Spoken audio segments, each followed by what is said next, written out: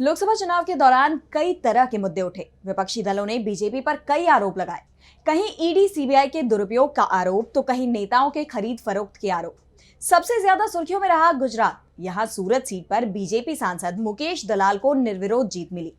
कांग्रेस ने इसे बीजेपी की साजिश करार देते हुए विरोध जताया था और अब बीजेपी सांसद का निर्वाचन संकट में नजर आ रहा है। कोर्ट ने मुकेश दलाल के खिलाफ नोटिस जारी कर दिया है।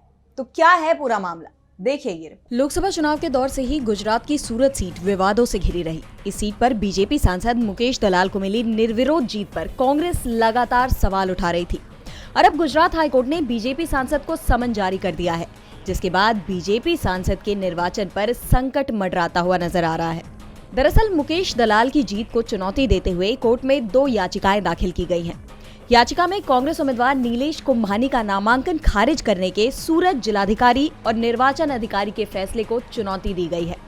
याचिका में दावा किया गया है कि कुंभानी के प्रस्तावकों ने पहले डिप्टी कलेक्टर के सामने एक आवेदन में नामांकन पत्र पर हस्ताक्षर करने की घोषणा की थी, हालांकि बाद में इनकार कर दिया। साथ ही ये भी कहा गया है कि हस्ताक्षरों का सत्यापन कलेक्टर के अधिकार क्षेत्र में नहीं आता और कांग्रेस के पास अपने उम्मीदवारों के प्रस्तावकों की कमी नहीं थी।